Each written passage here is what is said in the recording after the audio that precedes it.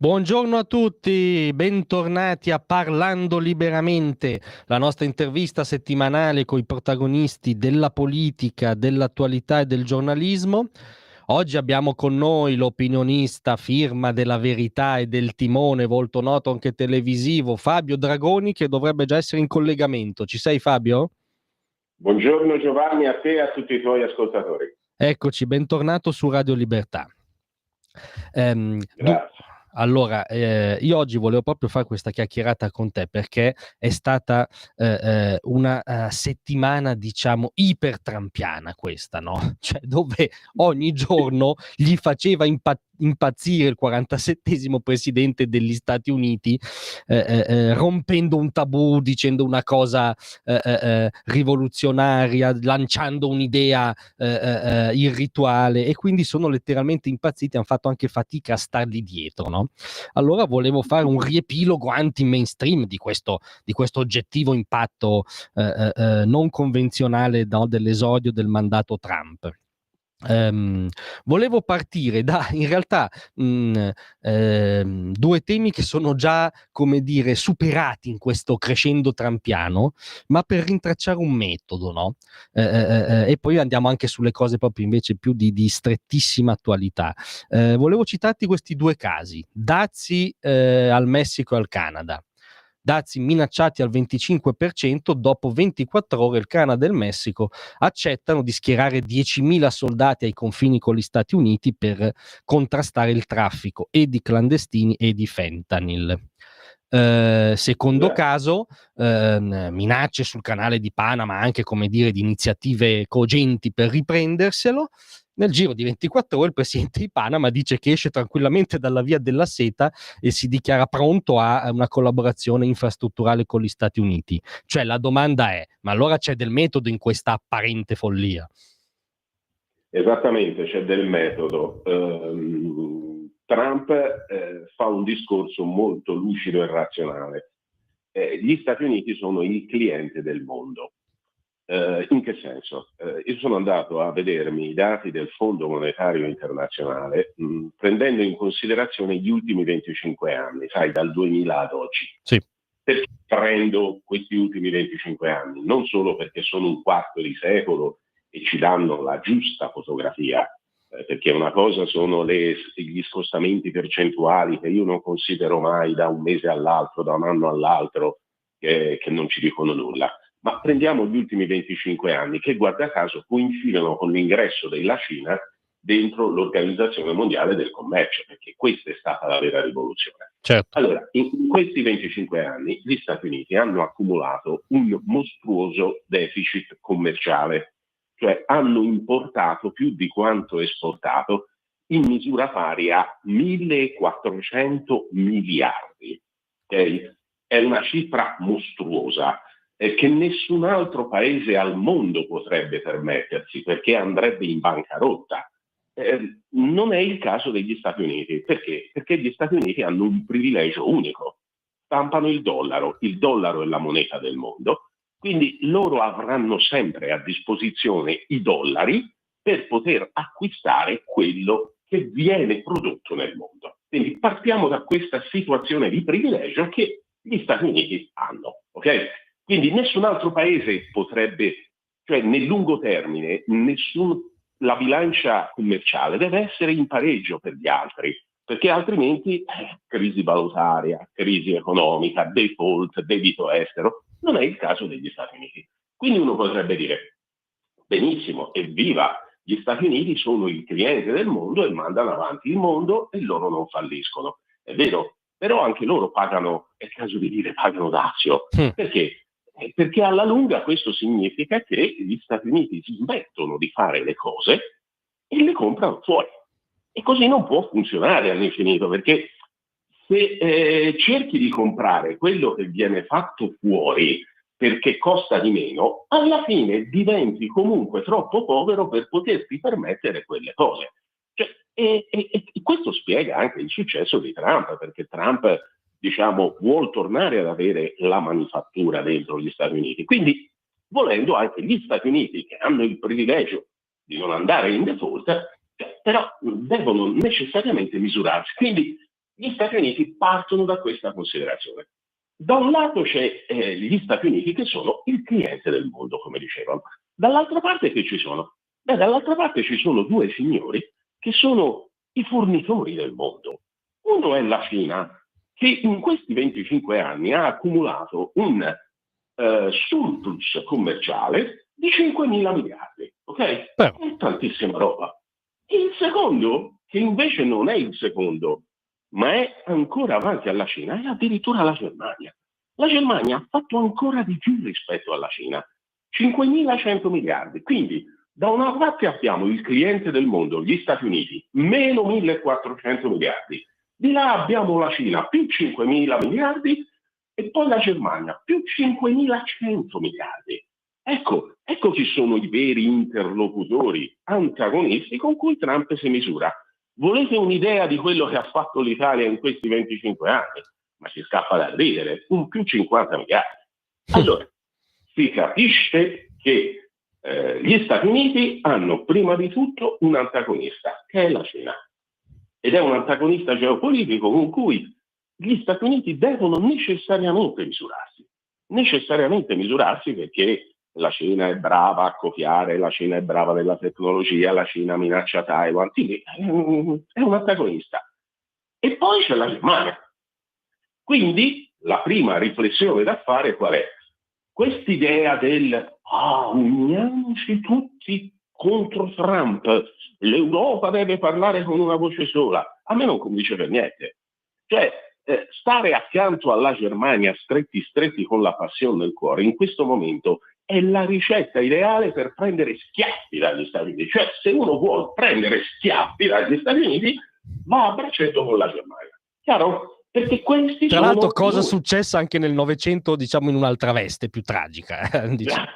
Bravo, hai giustamente fatto notare come unirsi e allearsi alla Germania insieme alla Francia per andare contro gli Stati Uniti non mi sembra proprio un luminosissimo caso di successo. E poi, e qui veramente il cortocircuito è tale che prende fuoco, cioè quelli che ci dicono che sono antifascisti e che noi saremmo i fascisti sono quelli che vogliono replicare di fatto la ricetta fascista del andare contro gli Stati Uniti unendosi alla Germania.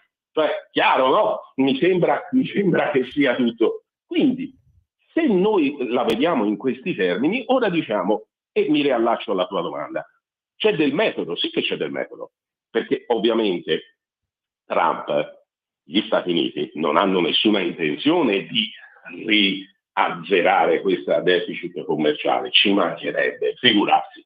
Però a seconda delle situazioni hanno degli obiettivi, cioè metto i dazi del 25% al Messico per avere 10.000 uomini armati del Messico che impediscono l'esodo di clandestini verso gli Stati Uniti.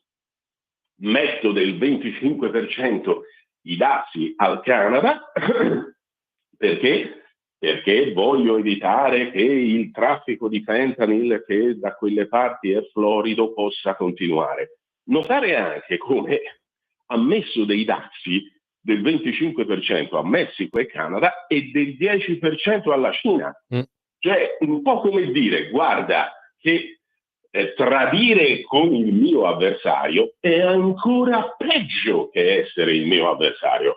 Cioè, quindi in un certo senso la carica simbolica, no? Cioè, perché c'è anche questa carica simbolica, no? E la stessa sorte toccherà all'Unione Europea. Ecco, certo. La domanda che uno si deve porsi è: cosa vuole Trump dagli europei? Punto di domanda. Ecco, è questa. E io una mia idea me la sono fatta. Ecco, diciamo sostanzialmente. Ecco, allora, come dire, spiegaci a tuo giudizio cosa vuole Trump dagli europei. Io aggiungo che però non ha evidentemente capito molto di questa dinamica Ursula von der Leyen, visto che si è addirittura candidata a ultima traditrice, nel senso che ha più volte evocato in questi giorni il fatto di, come dire, stringere una partnership con la Cina in chiave anti-americana, una cosa, come dire, che fa sanguinare le orecchie solo a sentirla, ma appunto dici cosa ne pensi. Esatto, no, addirittura se da un lato la von der Leyen ha usato un linguaggio non incendiario, va bene, nel senso, dall'altro ha evocato quasi una sorta di equidistanza, cioè noi ci poniamo come puntiere fra gli Stati Uniti e la Cina, cioè un po' come dire Stati Uniti e Cina stessa roba sono. Allora, in realtà Trump lo ha già detto cosa vuole dagli europei. Trump dagli europei vuole due cose. La prima è che si acquisti il loro gas e il gas liquefatto. Certo. Diciamo. E questo da un certo punto di vista è la cosa meno impattante, perché il gas è gas per definizione, non è un abito di Armani piuttosto che di Hermès o così via. Cioè, il gas è gas, quindi invece di comprare il gas liquefatto che arriva via nave dal Qatar, lo compri dagli Stati Uniti. E questo, diciamo, è anche la cosa meno impattante. C'è anche da dire che gli Stati Uniti non è che abbiano tutto questo gas invenduto, cioè quindi devono darsi da fare per produrne dell'altro, e infatti Trump dice drill, daddy drill, scava, bambina scava. Certo. Questa è la prima considerazione. La seconda considerazione che Trump ha detto è: dovete portare la spesa militare al 5% del PIL. Ecco. E questo è un modo, fra virgolette, per cercare di riequilibrare un po' la bilancia commerciale, perché fra tutte le industrie che se ne sono andate dagli Stati Uniti, l'industria delle armi tutto sommato è florida negli Stati Uniti. Quindi il mondo di Trump è un mondo con meno guerre ma più armi, e cara Europa, metti mano al portafoglio perché c'è da contribuire alla difesa della NATO.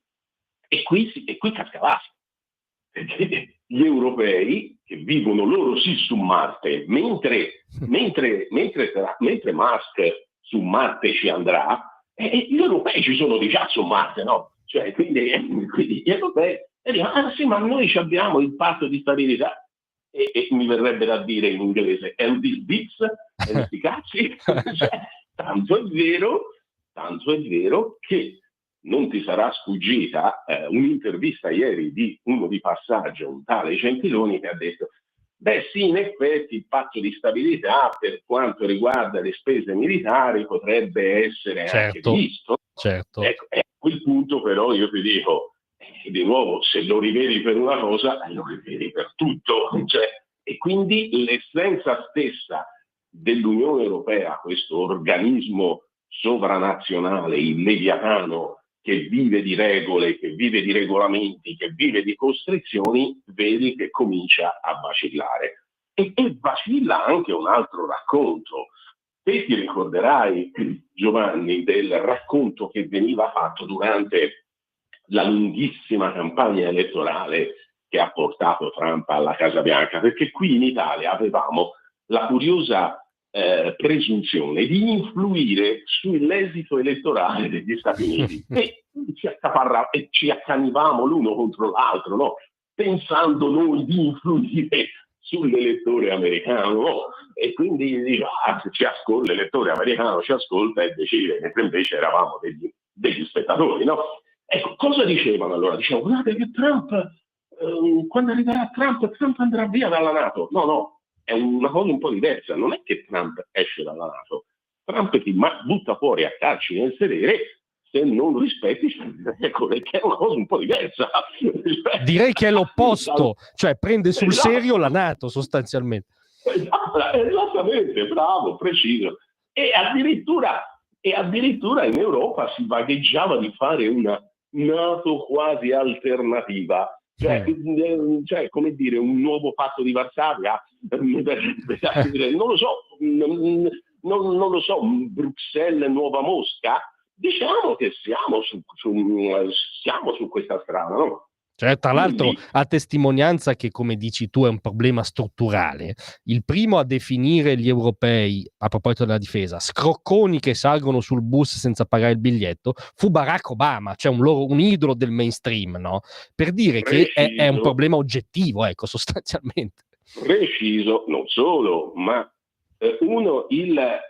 la misura simbolo che ha adottato l'amministrazione Biden, più amministrazione che Biden, perché si capisce benissimo che Biden non fosse proprio presentissimo al 100%, è stato un cosiddetto Inflation Reduction Act, cioè legge contro l'inflazione, che è una cazzata, cioè il nome in sé, in cui diceva per esempio che se le auto elettriche venivano prodotte in America in misura superiore all'X%, il 70% della componentistica, così, godevano di uno sussidio fiscale fino a $7.500 ad autovettura.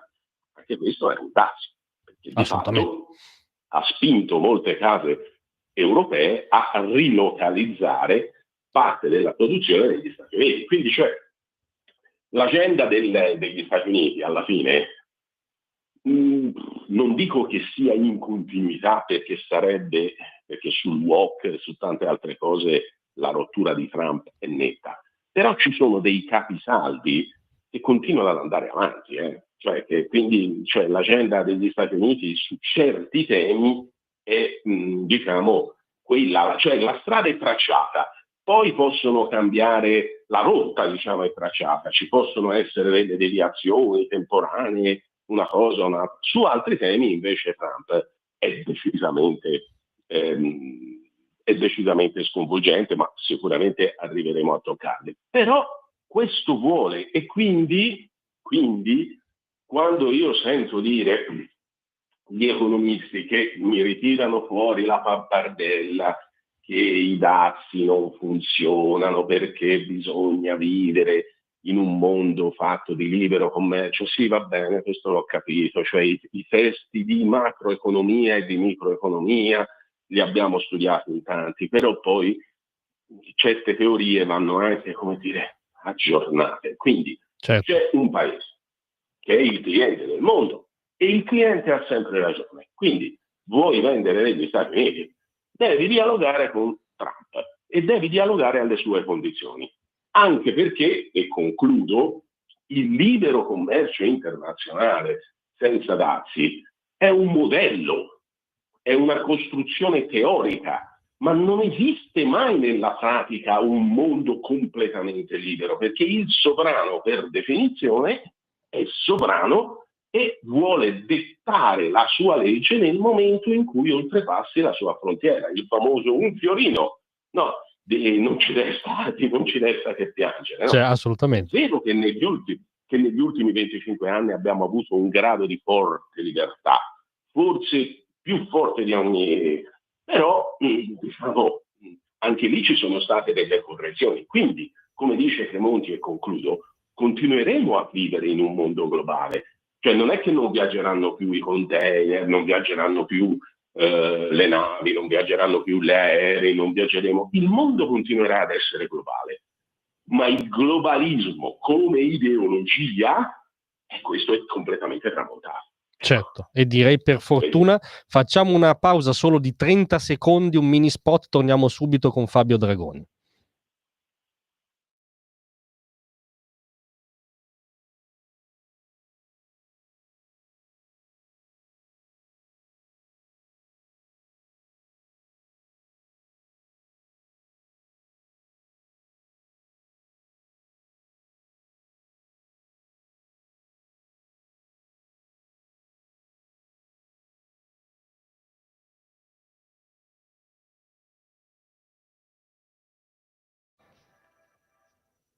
Eccoci tornati con Fabio Dragoni, firma della Verità e del Timone, con cui stiamo affrontando, diciamo, il metodo Trump.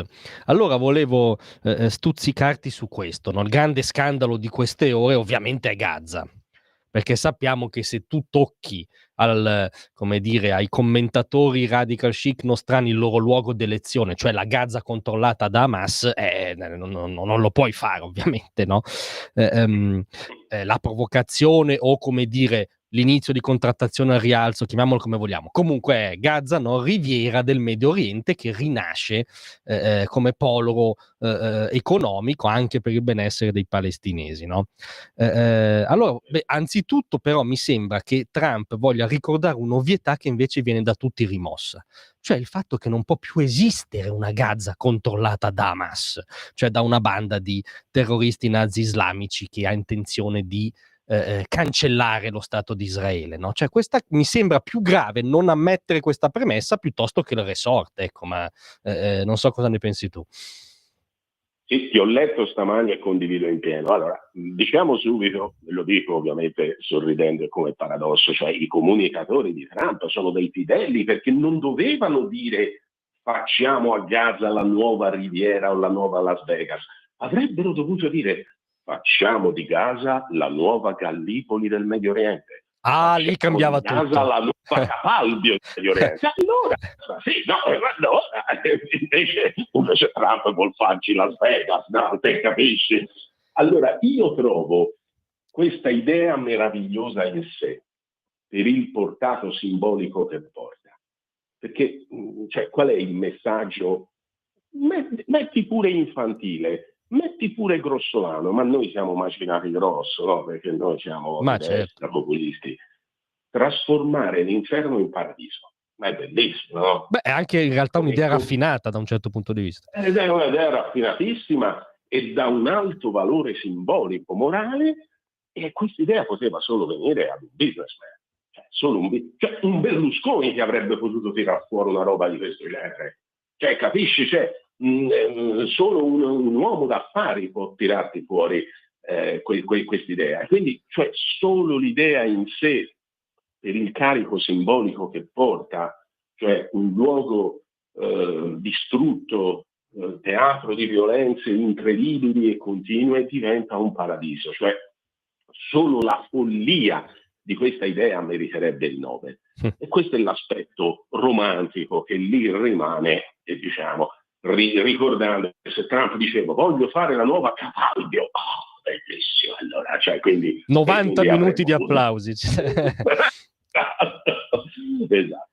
E poi hai detto giustamente, cioè, in realtà il messaggio di Trump è che finalmente dovremmo finirla con questa storia due popoli, due stati. Cioè, in quella parte di Medio Oriente, in tante situazioni c'è stata la possibilità di arrivare alla soluzione due popoli, due stati.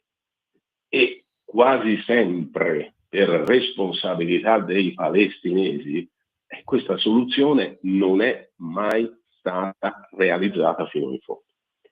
C'è anche la seconda soluzione, quando dicono, sentono dire, due popoli in uno Stato. E mi verrebbe da dire, ma signori belli, due popoli in uno Stato c'è già, ed è Israele, perché Israele si può dire quello che si vuole di Netanyahu, gli errori, tutto quello che vuole. Però, cioè, voglio dire, in Israele una persona di lingua araba, di religione musulmana, vive, lavora, può arrivare alle cariche elettive, quindi quello Stato c'è già. Credo che il partito arabo sia il terzo in termini di peso elettorale, tra l'altro.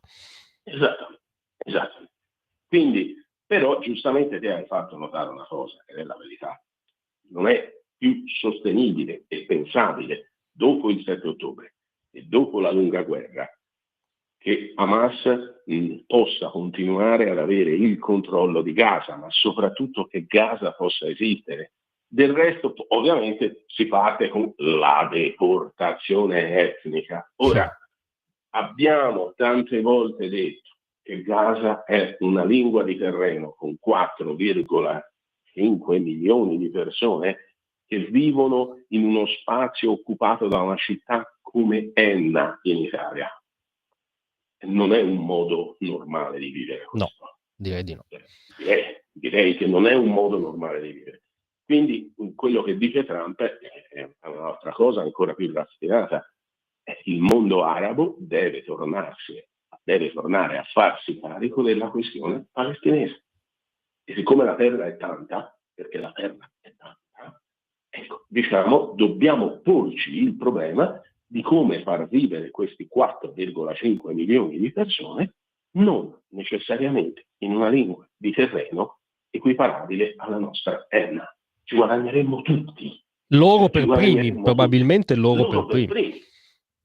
Probabilmente loro per primi. Quindi in un certo senso l'idea di Trump parte da una condizione, da una riflessione, come hai scritto te anche oggi e lo hai ribadito ora, molto razionale, cioè che quella roba lì non può più esistere dopo il 7 ottobre, no? Non può più esistere, cioè non è pensabile una cosa, e quindi dobbiamo necessariamente porci il problema. Trump ha tirato fuori il coniglio dal cilindro e io non escludo che questa splendida follia possa diventare realtà, perché diciamo oltre agli Stati Uniti c'è anche l'Arabia Saudita che queste cose le sa fare, quindi diventerebbe anche il simbolo di una rinascita. Del resto non scordiamoci che prima del disastro in Medio Oriente un paese come il Libano era considerata la Svizzera del Medio Oriente.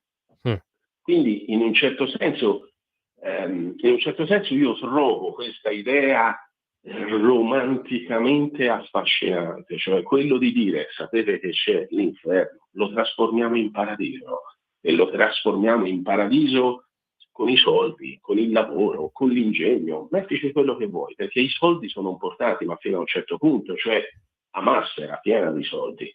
Certo. E guarda in che condizioni. Ahimè anche grazie alle istituzioni internazionali, diciamo. E qui si arriva, credo, non lo so, al terzo atto del trumpismo, perché Trump sta andando giù duro contro tutti i programmi internazionali, lo USAID, gli organismi internazionali, l'OMS, cioè perché è chiaro che se vuoi spendere i soldi dei contribuenti all'estero, lo vuoi fare per spenderli lontano da occhi indiscreti.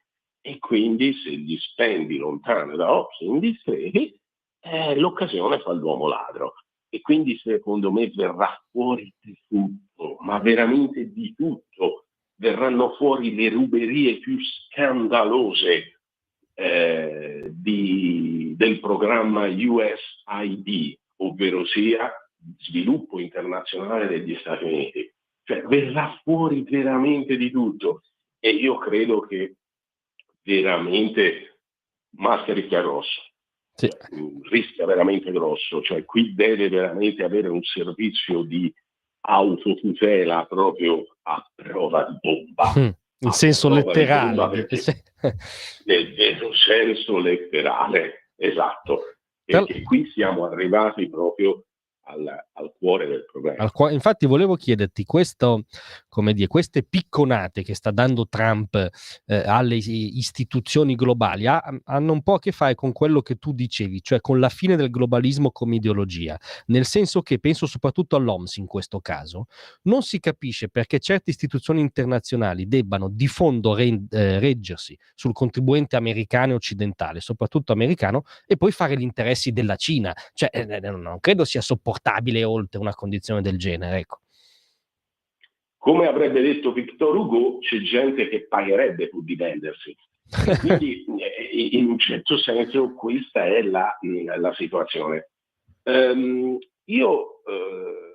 Ovviamente Trump in questo momento è visto come il corsaro, anzi il corsaro è il Musk, perché a molti è passata per molti è passata sono passate inosservate delle dichiarazioni a mio parere molto imbarazzanti che ha fatto il Quirinale contro gli Stati Uniti. Sì, assolutamente, anche irrituali nella grammatica diplomatica, devo dire.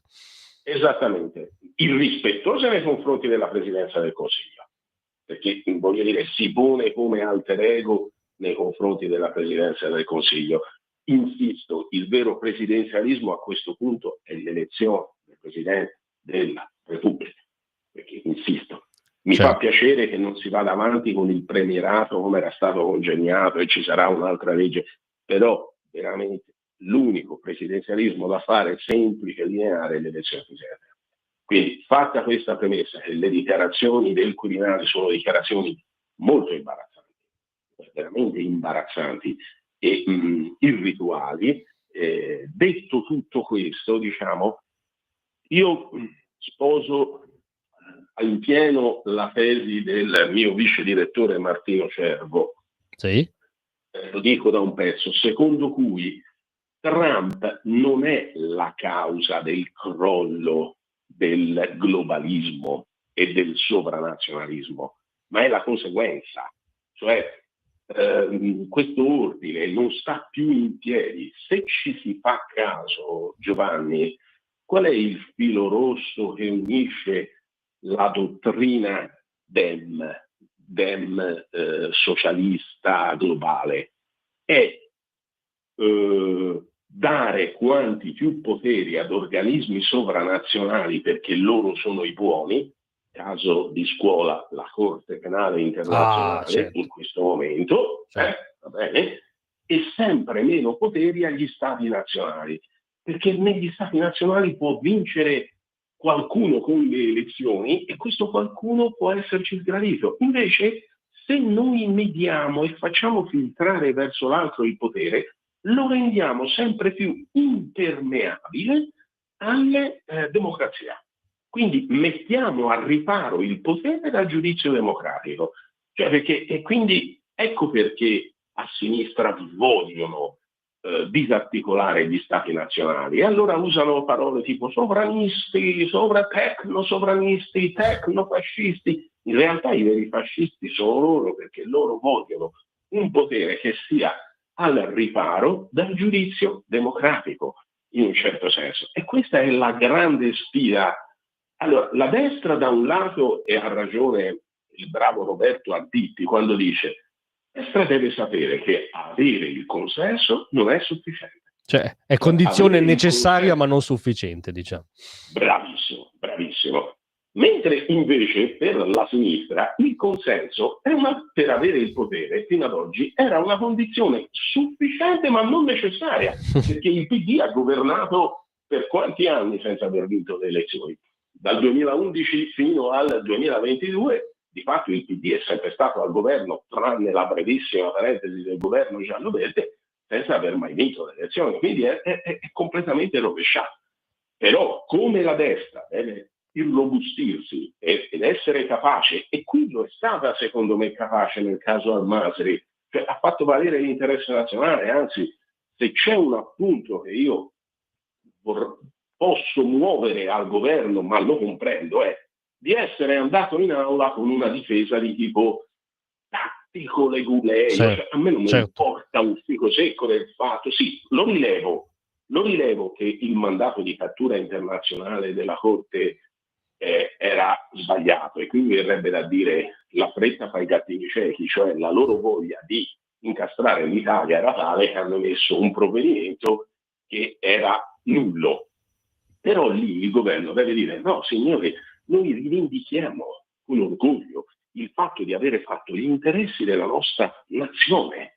Ecco, comprendo che questa posizione sia più facile da esprimere per noi opinionisti perditempo che non per un governante che deve usare un certo tipo di grammatica rispetto ad altri paesi, perché cioè comprendo che Giorgia Meloni non avrebbe potuto dire che il mandato di cattura emesso dalla Corte Penale Internazionale era una polpetta avvelenata di Francia e Germania che volevano farci litigare con la Libia facendo un remake del 2011.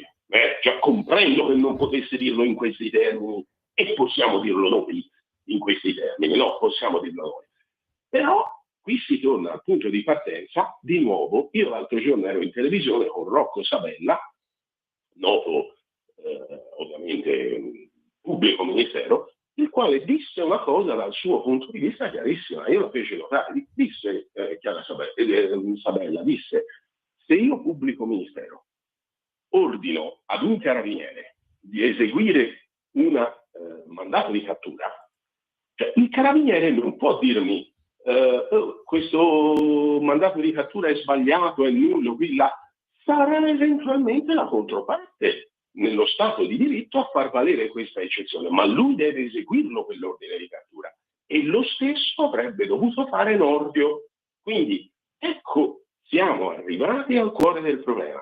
per una certa sinistra mediatica, politica, giudiziaria, il ministro della giustizia è un passacarte della Corte Penale Internazionale, il ministro dell'economia è un passacarte della Commissione Europea, il ministro dell'industria è un passacarte della Commissione Industria Europea, cioè devono eseguire gli ordini dall'alto di persone che non sono elette, ma sono brave e sanno qual è il nostro interesse e sanno qual è il nostro bene. Invece noi, viva Dio, ci iscriviamo come opinionisti ad una parte politica che dice prima di tutto viene l'interesse dei nostri elettori, dei nostri azionisti, e quindi siamo stati eletti per fare gli interessi della nostra comunità, della nostra nazione, della nostra regione, e a questo noi ci atteniamo. Ecco, siamo arrivati al cuore del problema. Questo è il cuore del problema e Trump si inserisce perfettamente in questa dinamica. Anzi, diciamo Trump che esalta questo contrasto, diciamo, sostanzialmente. Esalta questo contrasto. Trump, gli Stati Uniti non saranno ufficialmente presenti neppure attraverso Rubio al prossimo G20. Cioè, e questa storia dei dazi, Trump sta facendo capire che lui intende ragionare con gli Stati nazionali. Ovviamente dal suo punto di vista non fa una grinza, perché divide e timpera, insegnavano i romani. Ma noi, e qui ritorno al punto di partenza che facevo all'inizio, abbiamo tutto da guadagnare nel farci vedere lontano da Germania e Francia. Tutto da guadagnare, tutto da guadagnare. Se vogliamo prendere gli schiaffi, noi mettiamoci allegramente sotto braccio alla Germania e dici guarda, noi stiamo con loro. Bene, tu schiaffi. Ecco. Sì, è una conclusione a cui non si sfugge. Volevo chiederti in chiusura un'altra cosa che ha dato scandalo in queste settimane, è la famosa foto, no, sui giornaloni erano migranti, diciamo che tecnicamente erano criminali ed è provato, rimpatriati in manette, in catene, fatti salire sull'aereo, no, espulsi dagli Stati Uniti.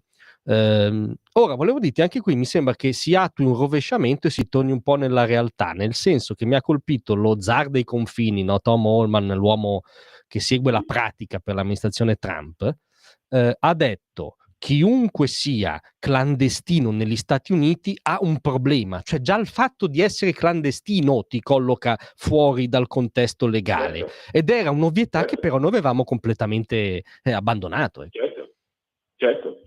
Perché vedi, diciamo, molti dicono ma l'Italia è un popolo di emigranti, anche i tedeschi popoli di emigranti, gli irlandesi popolo di emigranti negli Stati Uniti.